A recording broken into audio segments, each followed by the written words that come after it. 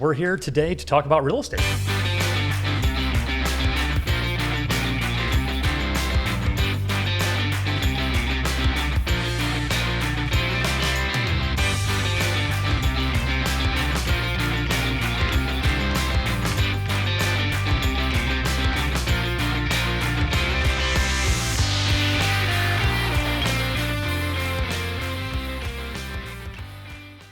Hello and welcome back to the Real Estate Unlimited podcast. My name's Steins. Bryan Schube. Kari Steele. Bill Jones. And we're the Jones home team. And welcome back. Here's episode 12, and we got Sierra back in the house, so we'll get right back to it. We got several topics to go over. We're getting close to Christmas, so talking about the winter months, things like that. We're in Ohio, so we get those 4 full seasons. So we get the cold weather. You got to have your house ready for that.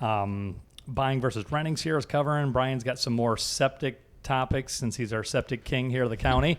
And I got some fun Reddit things, a couple other things like that. So we'll get right into it. But first, if you have not already, please subscribe, find us on YouTube, Spotify, all those fun places there. We like to post a lot of shorts. If you have any questions or comments, we'd love to hear those as well. So we'll get right to it here.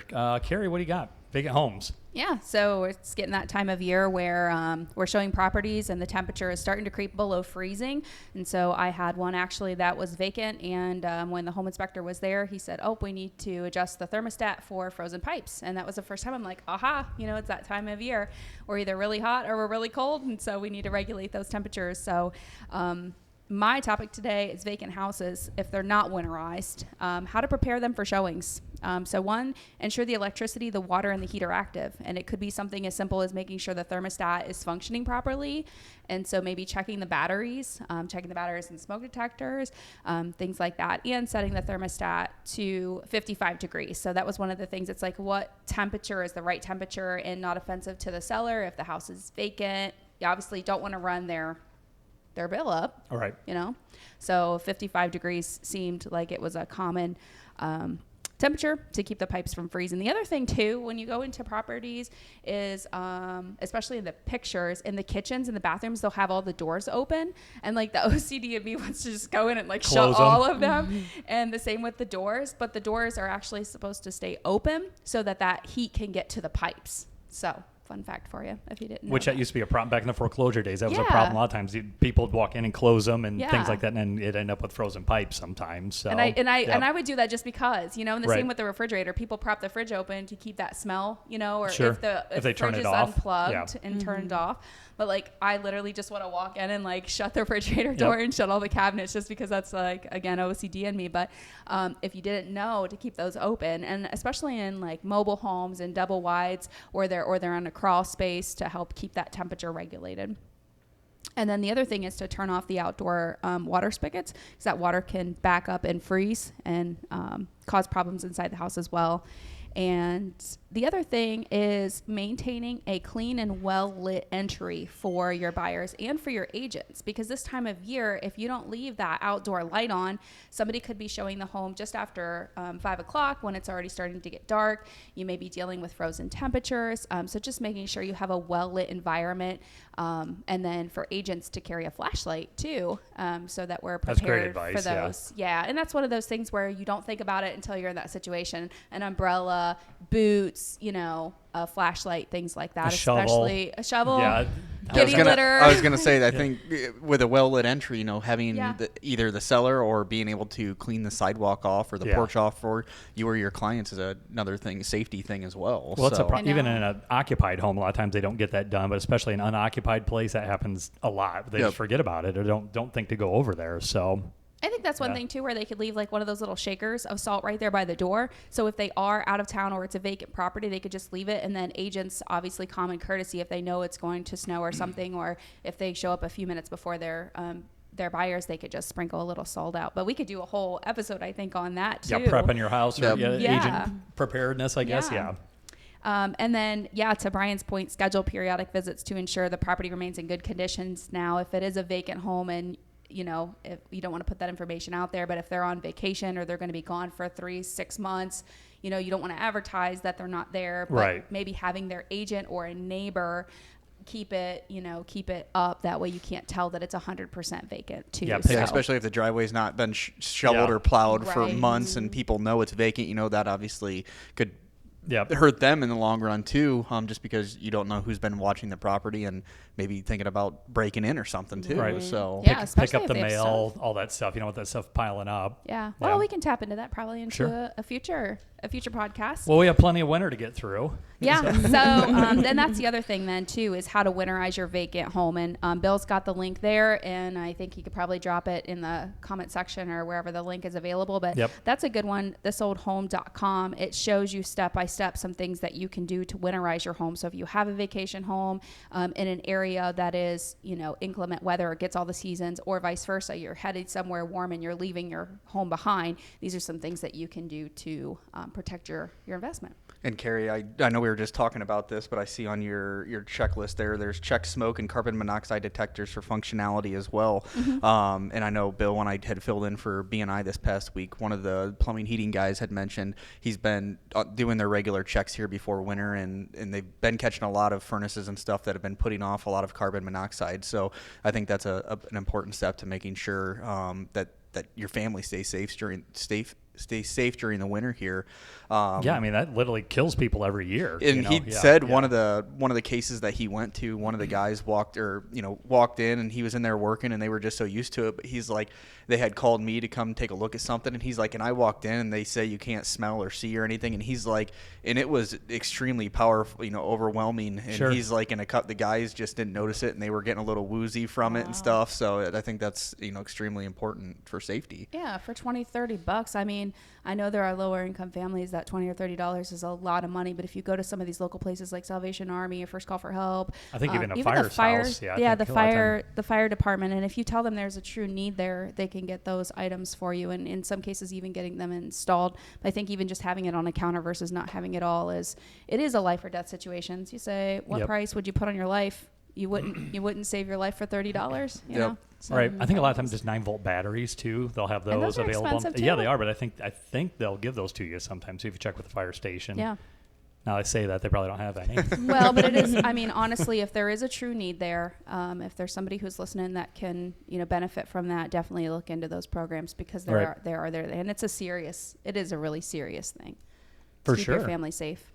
Yeah, that's and just I guess not so life and death, but the pipes. We've had not millions, but tons of houses with broken pipes and just destroyed the house. It's awful. And it's not, insurance doesn't always cover that stuff too. Yeah. If you've got a situation, you may or may not have that coverage then. So and you may not even know it's happening. It could be a slow leak and it freezes. And then, come February or March, that's when it actually bursts. Yep. And it's been leaking that entire time. Now you're talking with rotted floorboards, ruined carpet, electrical. Drywall and everything else. Yes. Would you just have a hot water tank that blew up? Hot water tank leaked when the sellers were not around here. And, they've had to call in some people to come in and get that all taken care of. So a little problem turns into a huge problem. Yeah. That's you mentioned the outdoor spigot. I almost forget about that too. Then undo your outdoor spigot. Because we had one where that started flooding the basement. It busted and started coming in through the house. So that's my luck. Yeah, it's bad. Do that. So if you don't take anything else away, make sure you unplug your hose from your spigot then. Yeah. So, all right. Is that good, Kari? I guess we can talk for 100 years on this. I was going to say I could really go on and on, but I think there's definitely room for furnace safety and, talking a little more about your monitoring your carbon monoxide. Right. Keeping your utilities on too. I mean, even if your home is vacant and now there's not a lot of totally empty homes or foreclosed homes, but we have that house on Deer Ridge. They almost shut the electric off. They didn't, but the power company was going to. So had they done that, it would have been sitting there for no furnace, no anything running. So yeah. And that's something too. And in a future talk is if they have their thermostat, getting a Nest thermostat or a smart thermostat, so they can setting their thermostat to 90 degrees, but then not being there. Right. So. Which happens. Agents sometimes mess with that. Clients mess with stuff to see things work. So yeah, you got to check on those vacant homes. All right, we'll put all that below or wherever you find us here. There'll be a link somewhere to it then. So, Sierra, what do you got cooking here? Buying versus renting? Yes. I suggest buying. Without knowing anything else, I'm going to say you should buy. I just kind of wanted to open a conversation around that because with rent prices being significantly higher within the past couple years as opposed to what they had been historically, just with the nature of flipping houses and all of that, and just also new construction apartment buildings, stuff like that, that really throws a loop in pricing and whatnot. And then comparing that to mortgage payments and whatnot. So I found that the average mortgage payment in the U.S. was roughly, I averaged it out to about $2,400. I found anything from like 22 to 27, but obviously there's a lot of states at play here with very different economies. Which I saw that in your notes. That's obviously expensive for our little market then. Yeah. I mean, not that people do have that, but on average, that's big. Right, yeah. So that's about the average for the whole country. And then for rent, between $1,300 to $1,700. And like you just said, $2,400 for a mortgage where we're at is pretty high, but just kind of averaged out. And then if you wanted to pull up the average mortgage payment per state on Rocket, I'll look for it here. Yep, right there. I went, all the okay, different there states. we go. So you can kind of take a look at what the average. Ohio, yeah, 1910. Mm-hmm. Who's got the highest? New York, $4,300. That's I was gonna big. say I saw another 4,300 at the very beginning, probably California. Yeah, or something. $4,700 Massachusetts. Holy Oh my crow. goodness. That's the average. There's Hawaii, 8,000. 8,000. Hawaii sounds amazing until I see Well. that. 8,000 a month. And that's multi-generational. So you've got usually grandma, Yeah, the kids, and the 5,000. grandkids. Everybody lives under one roof. Oh, because, really? Yeah. Yeah, because of the cost of housing. Most of them are huge houses, but you can see I don't know. If why. you get to look at the Pacific all day, I might be able to come up with 8,000 a Right. month then for I'll that. figure it out. We could all Yeah. move in together, have the podcast Right. show in Hawaii. Just do that, yeah. That's wild. Yeah, so Alabama's pretty cheap, $1,700. That's close to out the to ocean Alabama. too. That's crazy. So yeah, just kind of wanted to give those figures. And then if you want to pull up the apartments.com Yep. link, that will give you average rents per state. And then we can take a look at that. But I kind of just wanted to talk about pros and cons of each and whatnot, because I think that there's maybe not a lot of understanding from either a first-time home buyer's perspective or someone that hasn't bought in a long time, kind of what that looks like and what, as a current renter, what you could be doing for yourself moving into homeowning instead of continuously renting. We can look at, I think this is by, they have Well, here- some with city. So the cities with the biggest rent increase: Hartford, Connecticut; Buffalo, New York; Providence; Grand Rapids, Michigan; Detroit, Michigan on the rise here. That's crazy. On the decline: Austin, Texas; Raleigh, North Carolina; Jacksonville, Florida; Phoenix; Atlanta. A lot of red states here. Seems like for some reason everyone's getting out of there. Maybe no. Ohio. Where the heck's Ohio? I did see a map while They you're have looking one that for up. Columbus on there. Yeah, that's Cleveland. But I saw this map and it showed like how much the price of rent and leases were compared to your income. So I thought that was a really cool map, and then it broke it down by state. Yeah. So surprisingly, Ohio was pretty close to West Virginia at Really? I don't Huh. 3-point-something% Interesting. compared to. Huh. So yeah, the difference, I guess, that I would always encourage somebody to own versus buying if you can. I mean, because then. Well, I you're- think it also, you'd take into consideration, if you're working a job and you're only going to be there for 6 months, or, Right, obviously there's different circumstances that I Yeah. think could change make that a big little difference bit. for Yep. sure. 'Cause But again, if obviously- you own, you're building equity. Most people's wealth, or the majority of their wealth, is going to be tied up in their main home. So yeah, if you own that versus just paying rent for 20 years. But yeah, to your point, if you have no idea how long you're going to be in an area, Yep. Yeah, but then if you're to the point where you're established and you want to stay where you're at, if you scroll down, you can see Columbus is kind of towards the top of that a little farther. down. Yep, I'm going the keep wrong way. going. Yeah. Oh, right there, Ohio, Yeah. There's Cincinnati. And then I Columbus think is two below that. Yep, I see yeah. that then. Okay, so That's not horrible. no, really, is this average? Current average, last month average, year-over-year difference. I mean, that seems really affordable actually for Columbus compared to what I Oh thought my it gosh! was. Yeah, I mean, honestly, the rents are I higher don't here. know. In I was a going lot to of say, I houses. feel like Columbus, I do- expected to see like 2,400. I do wonder, though, if that is thrown off, and maybe same with Cincinnati because of the university, and you have more private rentals and whatnot that I was are gonna say, more yeah. affordable, That and could so it's like more by the room. Correct. So it might only be $450 or $600, but there's 5 people living in the same house. Great point. Yeah. So that's so it probably could why be that is a little lower. $2,200 if there's 5 kids or however many kids sharing. Well, Sublet, low income sublet. housing, you know, subsidized housing, things like that. Sure. I'm sure. In metro I mean, areas, again, if it's an average, I'm sure you're on either side of that then too. But that does seem quite a bit lower. I did see Massachusetts again was like 4,000 or 5,000 a month. I just cannot imagine spending $5,000 a month in rent and getting nothing for it other than a roof over your head temporarily. Well, Like, I think just that seems all wild. goes, like Bryan said, that goes into the job too. So if you're making, you know, $250,000 in a place, you know, up in the north area versus if that same job here, you know, pays $80,000. Right. So it could be the exact same job, but because of location, they're making so much more. So of course, housing, like Washington D.C., is a great Right. example. Right. You better be making substantially more for $3,500 a month for on average. And for it's rent probably then. like 300 square feet, right? Yeah. Yeah. Yeah. Some of those New York apartments and things like that. You just want to say, like, do you know what you could get in Northwest Ohio for $3,400? Right. You a just month? move here. Move to Ohio. Call us. We'd love to help you. Yes, So you can get a lot of specifically house. Tiffin, Ohio. We're here. Well, how often do we hear that? We're We here get to serve you. some of those unique houses, and people call from wherever, Oh, it's California, so Florida, cheap. and It's it's so like, cheap. how is that not $1 million house? Yeah. So, Right. that's- Yeah. Yeah. You just get a little more bang for your buck. All right, Sierra. So, are you advising someone to rent or to buy? I would say that it's very situational. There is a lot of value in being not just being a homeowner, but having something that is your own that you can customize and do whatever you'd like with it. As opposed to renting where you are very limited. Again, your payments are not going towards one final payment at the end of the day. You always will have to renew that lease or whatever your agreement is. And again, it's affordability, it's situation. If you're going to be moving around every 6 months or so, that doesn't really make a lot of sense.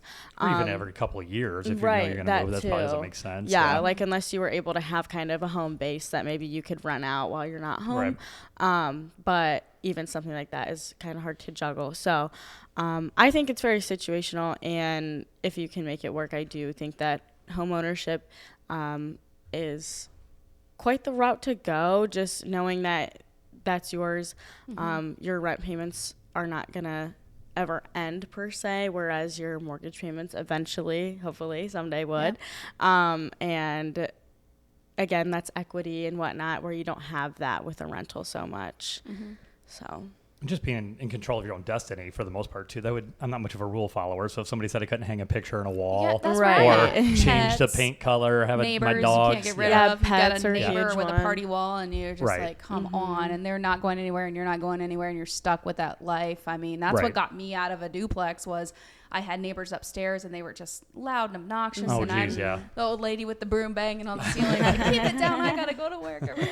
young whippersnappers. But, not Yeah. to mention too, if you're in a building, an apartment building, you may not have a yard or much space to yeah. actually enjoy outside of your living quarters too. And if that's something that you care about, that's really hard to find a lot of times with apartment complexes and whatnot. Whereas if you own a home, even if it's a small yard, at least it's yours. Yep. You know what I mean? Yep. And I guess my advice would be, to your point then too, it's situational, but yeah, try to buy a home. And I see a lot of comments we get I've seen Reddit, other things we get, I'm renting, I would love to buy. And some people see that it like is an impossibility, but I literally think anybody can buy a house eventually. You just need to have a goal. And work in your work. budget. Yeah. Don't be afraid to buy Yes. something that's not perfect. We've had this conversation multiple times, and it's like you don't have to have the best of the best. Get what you can afford. That equity will build itself.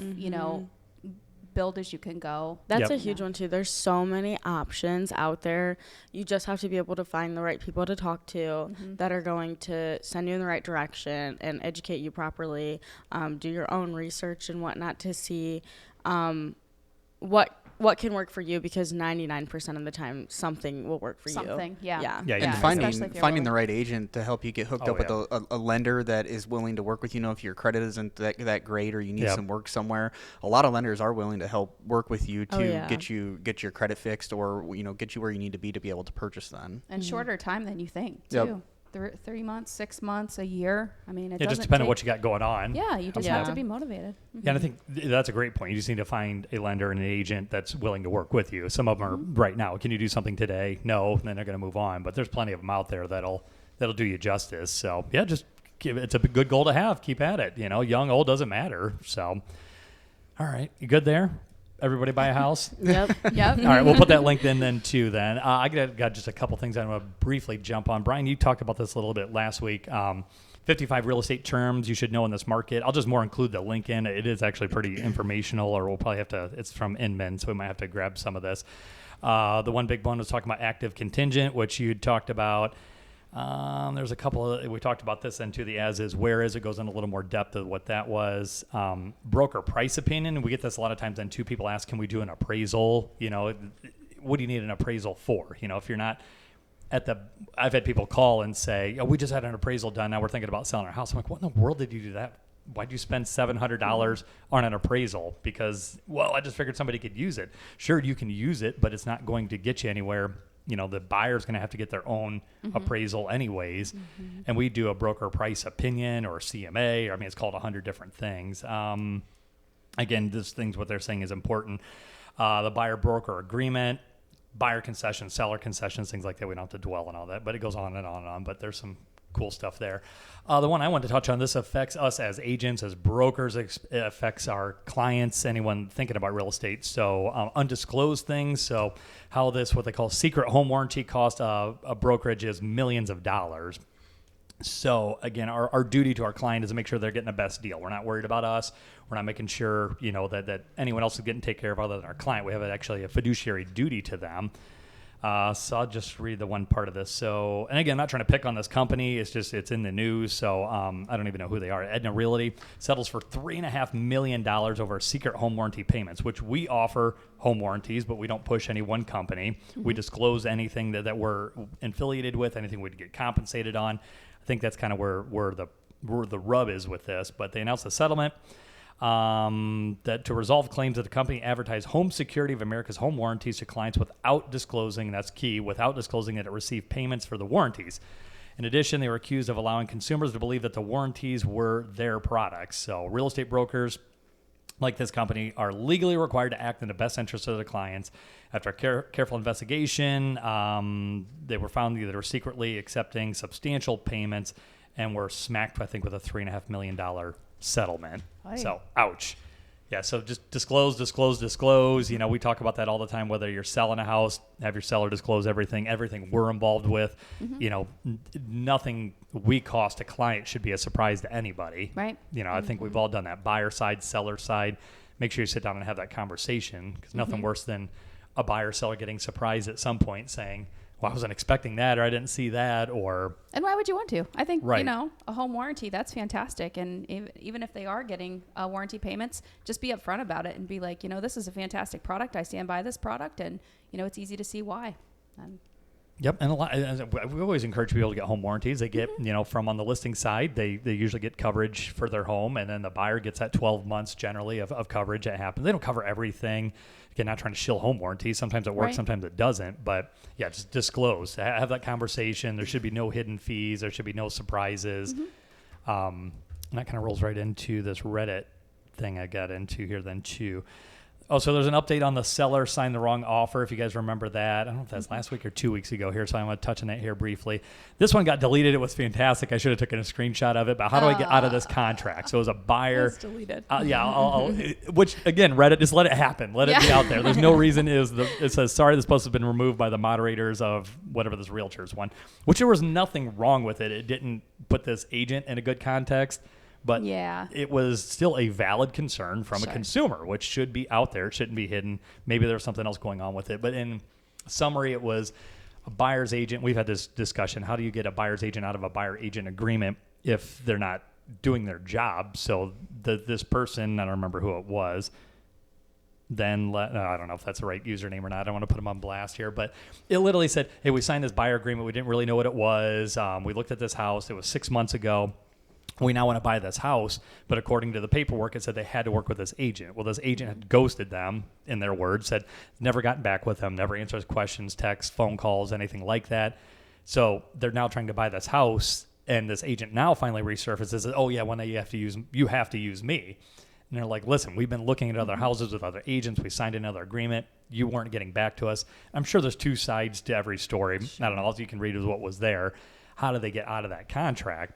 And there's still a bunch of comments on here. I won't get into some of them are pretty colorful, but I won't. We try to keep this PG-13, if we can. So, but again, I guess my advice would be just to try to reasonably negotiate with that buyer's agent. Like, look, it's not a good fit, or just feel like it hasn't been, a good partnership, which really it is. If that doesn't get you anywhere, call their broker. I can't imagine that broker's going to say, too dang bad, you're stuck with me, or you're stuck with this agent. I just can't see forcing a relationship like that. I don't feel like that's good for the brokerage. It's not good for the relationship between the buyer. That would just be uncomfortable for everybody involved. Yeah. And then you show up and it's not all rainbows and butterflies. It's like awkward and tension. And why have that?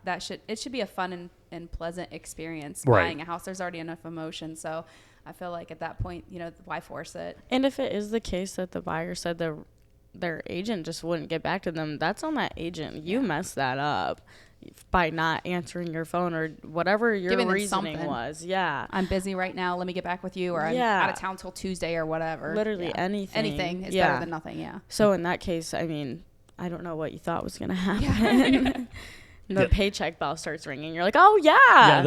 Literally was that. Like the only time they got back with them when Exactly. they said, hey, we're ready to buy this house, but we don't want to use you. Then suddenly it was an immediate call. Right. Thing. So real quick, then we'll get to you here, Brian. So then there's another one that came into realtor requesting $1,500 for listing photos and videos. And in short, sounds like this agent works for this marketing company. And again, I don't know what's true or not true. We're just reading what's on Reddit.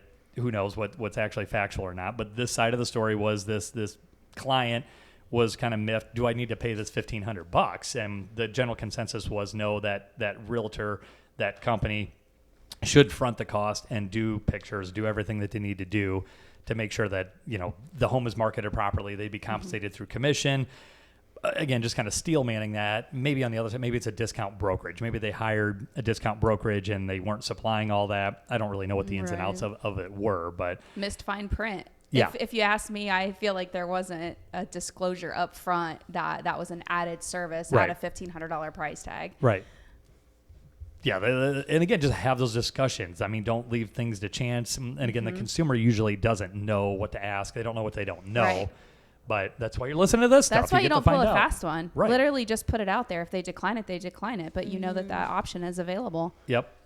Yeah, it seemed I think they figured it out, but then they started saying, well, I'll have to hire this other company for $500, and they were kind of gilding this client. But again, I don't know. The devil's in the details. I don't know what their original agreement was, but it seemed a little suspect to me to say, hey, Mr. and Mrs. Client, how about you go ahead and pay this $1,500 photo shoot bill then? It's hard not knowing both sides, not having all the details. I was going to say, even at the bottom of that don't invoice know, thing, it says notes required a 50% deposit prior to the shoot. So, I mean, if they were presented with that initially and they signed just because they were click, Yep. that's on them because they saw it and they agreed to it. But if they didn't know if it wasn't presented, that's where I'd be like, no, I'm not eating the cost. I'm not paying for any of that. We're paying you to do this. Right. But then are they doing that client a disservice then too? Are they not properly showcasing that home or making it look good? Right. Because they're miffed about this. And again, well, I guess they are. It was $2,000. They're offering a $500 discount, so they're kind of trying to make it right. But well, like you said, it could have been a discount brokerage or it could have been an add-on service. It could be like drone is additional for this price. And if they thought they were getting all of that included in that one price, that's a conversation that you should have had before. Right. So we have that conversation. And see, there you go. Call us. We get people all the time. We'll do drone, we'll do Matterport, we'll do videos, we'll do all that kind of stuff. And it's all included in the price. We're not going to pull a handy a bill kind of deal then too. So there was a couple others, but I know we're a little bit pressed for time here. Brian, what do you got? We need to pull up our septic thing here. Yep. Here we go. Yeah, so I know we've talked about septic systems previously, so I just wanted to kind of go over some additional items here, especially I'm going to kind of go over Seneca County itself. Obviously, we all deal with multiple counties, so obviously check with your county. Your agent should be familiar with all the different procedures and the different counties. So I think most aren't, though. I was going to say, I don't know that I could sit on my high horse and say I know everything about septics in all the counties. I would definitely have to call this guy here to get some help with that. So I just wanted to kind of go over septic procedures and operations and maintenance agreements. So I'm just going to kind of start from, like a typical, you get an offer. So let's say you have an accepted offer. Buyer, so I guess, again, as far as the costs, buyer, it's all up for negotiation. However, standard. Like who's paying for what? Yeah, typically I would say around here, if a buyer requests a septic inspection, which kind of gets the ball rolling with the operations and maintenance agreements, the buyers typically pay for the cost of that inspection. I would say I've seen anywhere for inspection costs, anywhere from, I think the health department charges $95 for theirs. That sounds right. And then I've seen some of them go up to $150. I'm not sure what some of the other ones, I don't know if you guys have seen any other costs. But I've kind of generally seen them in between that area then. And when inspection, you're talking about someone approved by the county. So too. that was my next thing. Oh, sorry, I'm jumping over. No, you're good. So yeah, and the inspector needs to be approved, an approved service provider by the Seneca County General Health Department.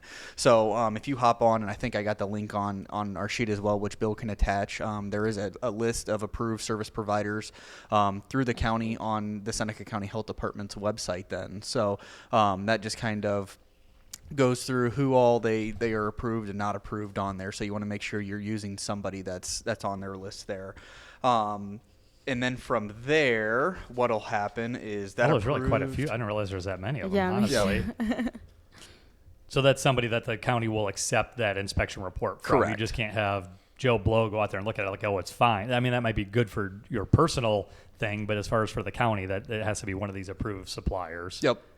And then from there, what typically happens is once the approved service provider goes out, they do a couple of things depending on access to the system and all those good things. However, they typically will dye test that system. So they will pour a green dye down either the tank. I've had them pour it down a toilet before when the risers aren't available. So anywhere they can access to get to the septic system. So they'll pour that down there.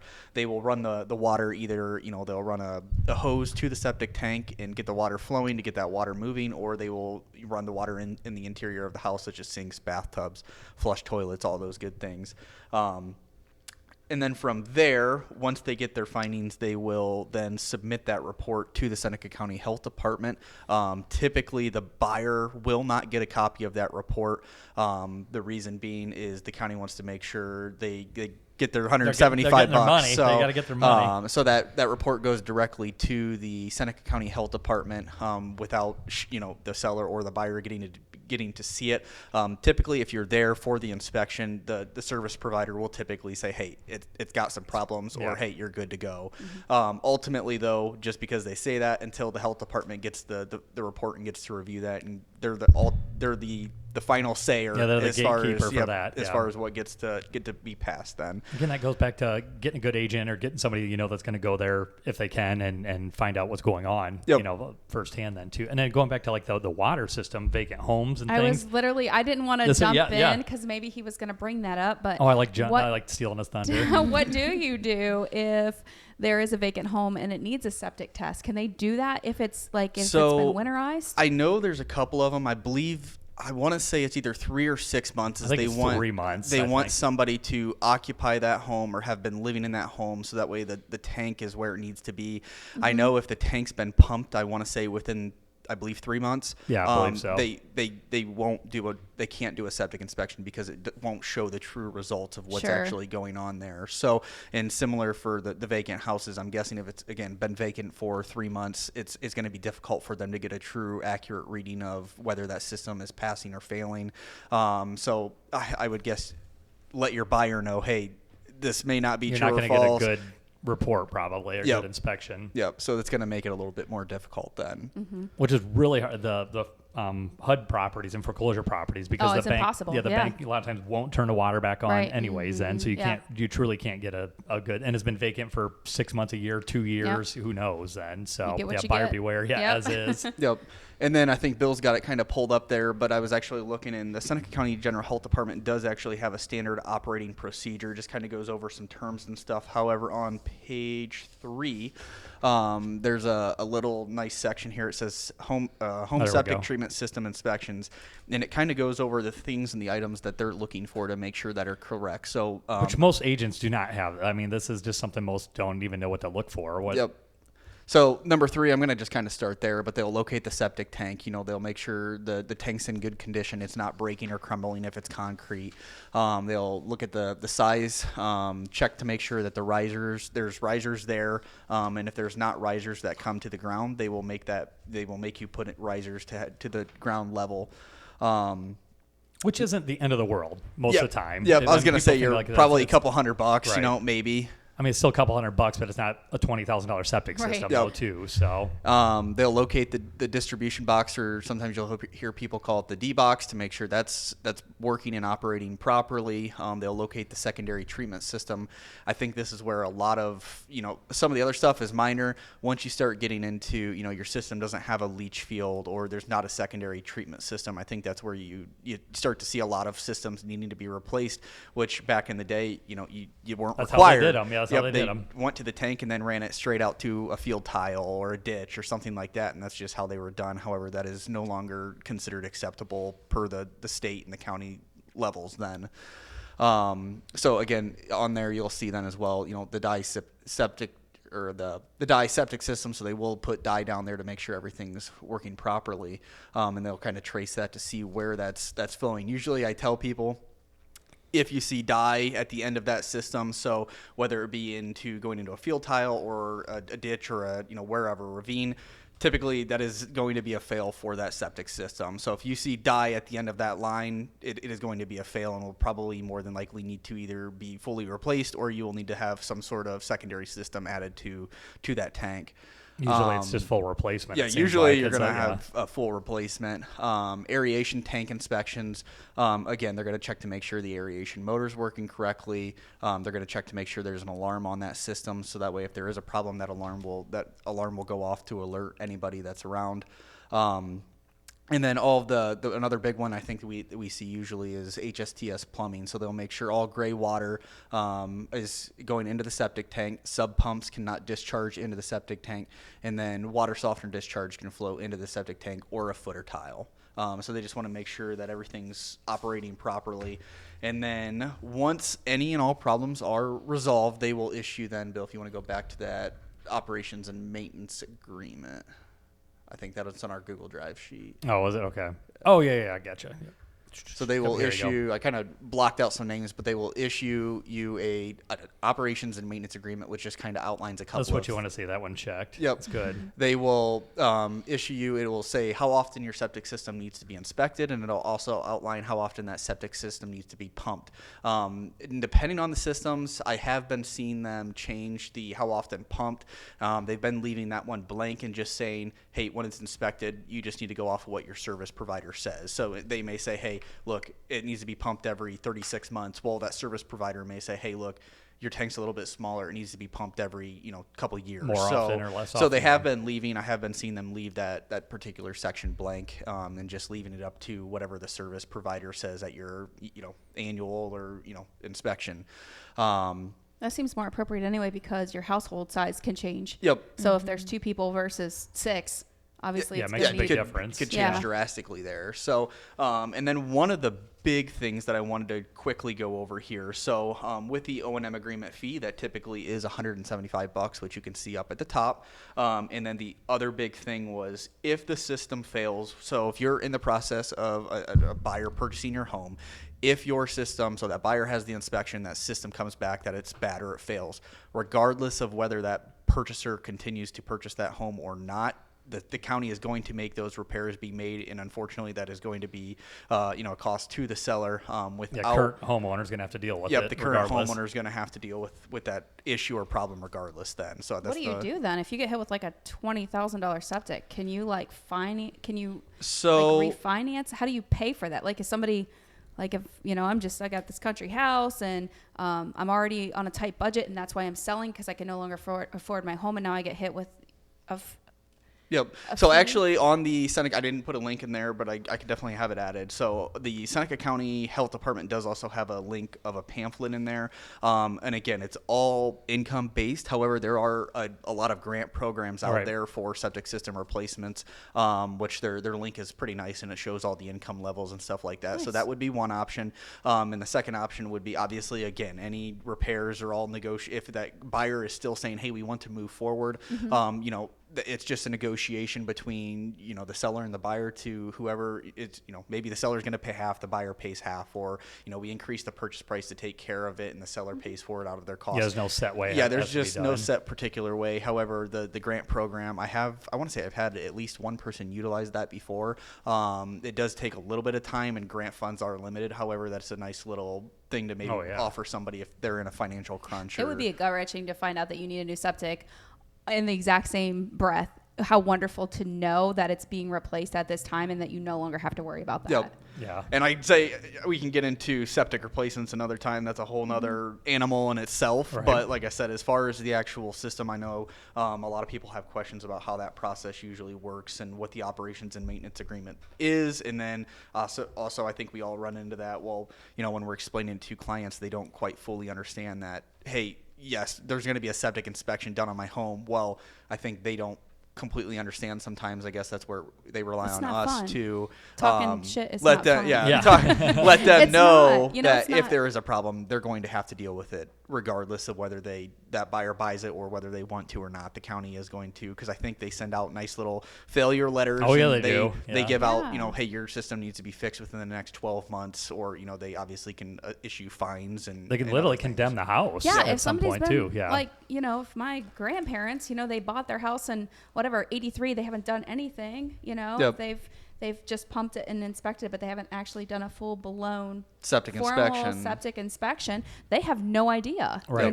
Yep. And that's, I guess, again, not that it's the most dinner-friendly conversation to talk about Right. septic systems, stuff like that, but it's something vitally important. You're selling your house. That's a is. conversation Yeah, you and need that's to have. usually, You have to and have again, that expense, most of the time, if that system needs replaced, I mean, depending on what type of system you have, whether it be an HPDES offsite discharge, which, I usually have come across, between $16,000 to $17,000, or whether it be a full-blown, leach or mound system can be anywhere up to $24,000, $25,000, $26,000. So I've it's seen some of not, those mounds close to $30,000. yeah, it's not an insignificant amount of money either. So Oh, that's somebody's entire down payment Yep. in some Right. cases. Yeah, all the so- equity they're hoping to pull out of their house now Yes. gone then. So, yeah, it's something to definitely talk about if you do have a septic system Mm-hmm. too. So, all right, cool. All right, trivia. Sierra, you weren't here for this one here. So we were talking about mold last week a little bit. So approximately, so the answer to the cliffhanger, we have approximately what percentage of homes in the United States have mold levels that could be considered harmful to occupants, basically black mold.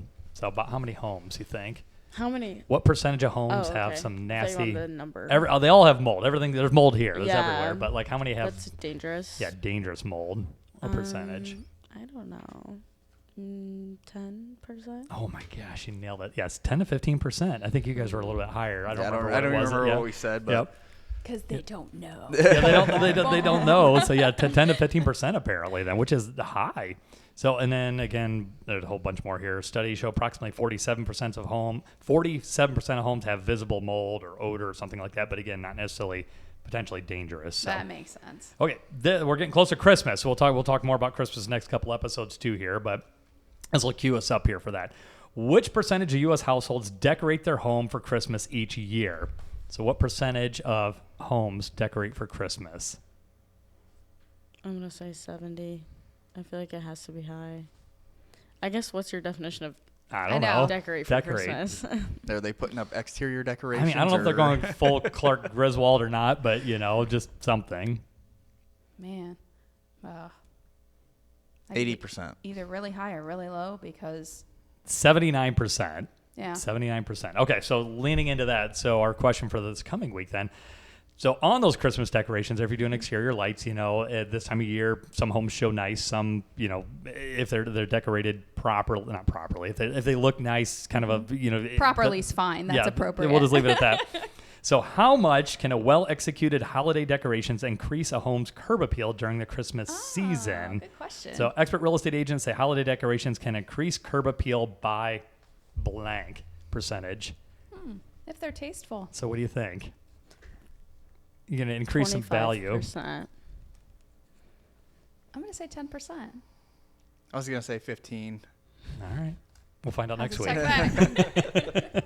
So that's a good time of year if you're selling your house. Get some good, tasteful decorations out there, and it says it'll increase. We'll link it up then. So that's it for episode 12. Again, make sure give us your questions. We want to see those. We don't want to see them in Reddit. We don't want to see all the weird comments and things like that. I mean, we do. We love to read them. I hate that there's those situations like that, but we're more than happy to help. We'll address anything there. Like, subscribe, do all those things, and we'll see you in the next episode.